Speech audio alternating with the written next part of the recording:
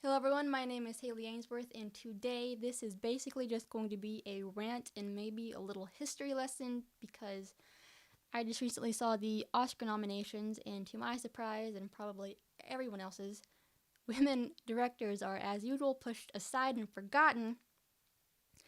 I also just recently discovered that women filmmakers existed before 2009, when the only female director had the absolute privilege of winning this prestigious award. 92 years, 5 nominations, 1 winner. 92 years. If you don't see a problem with that, you really need a reality check. So I felt this was a great time to go back to the early 20th century and spotlight the incredible filmmaker Lois Weber. Don't recognize the name? Nope, you probably wouldn't, because history sure has erased any female involvement in the film industry and continues to do so. So let's get started. Lois Weber was considered one of the most successful filmmakers of the 20th century, often put alongside names like D.W. Griffith, which I found incredibly odd because this is the first time I'm hearing of this woman. Like when you research for filmmakers of the 20th century, Weber's name, nor does any other woman's, appear anywhere. Never mentioned.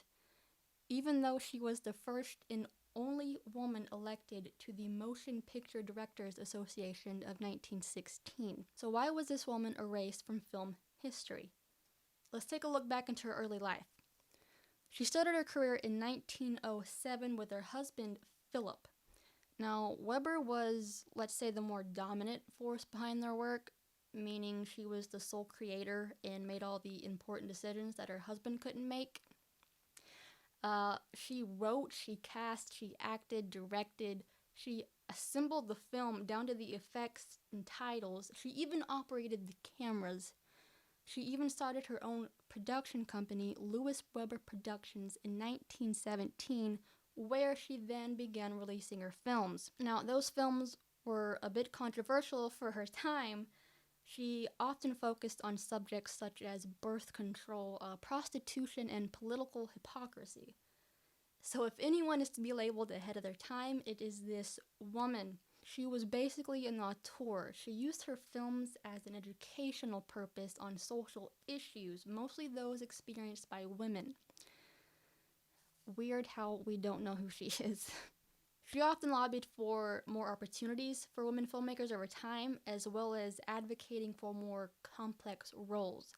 Through filmmaking and taking on such subjects, she wanted to influence good on the public's perception. She used film as a way to change minds for the greater good.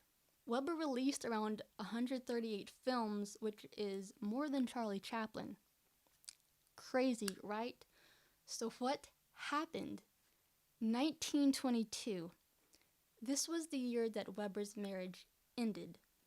Now, what does that have to do with anything? The 1920s was the time that men realized, hey, we can make money from these talky things. So film became more about entertainment than giving a message, which is basically all that Weber did. So she eventually lost her distribution contract with Paramount because of the controversial topics of her films. And Weber without her husband meant she was also without a safeguard. For most women in the industry, this was the time that their career began to slowly decline.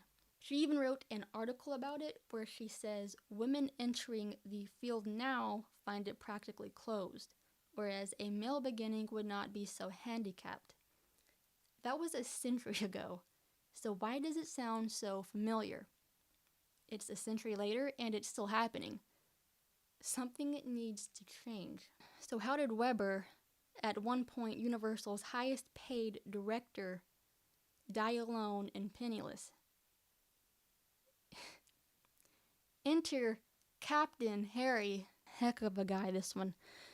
Now, this was Weber's second husband, who eventually took off with her fortune and left her sick and alone.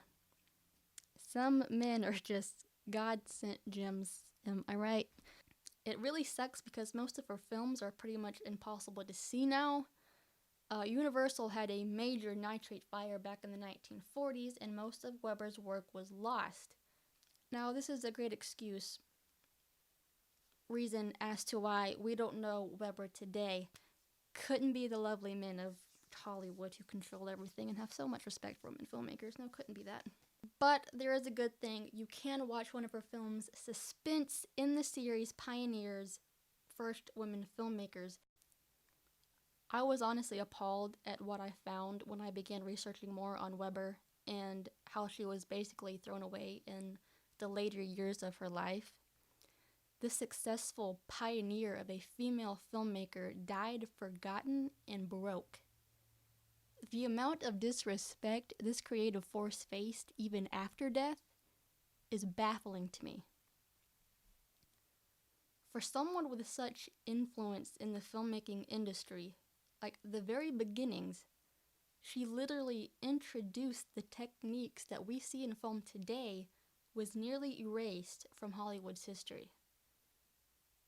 I don't know why I felt so strongly about this, but I needed to get this out in hopes that, I don't know, there will be more focus or recognition on women in the industry, and especially the women who paved the way for that to happen.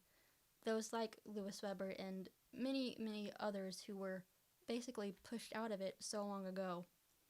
So with that being said, I'm going to end this here. Thank you so much for listening to my rant if you lasted this long. And if you liked the video, go ahead, comment, like, subscribe, do whatever. I'll link my social media down below. The only thing I'm really active on is Instagram, so if you want to check that out, go right ahead. And once again, my name is Haley Ainsworth. I'll see you in the next one.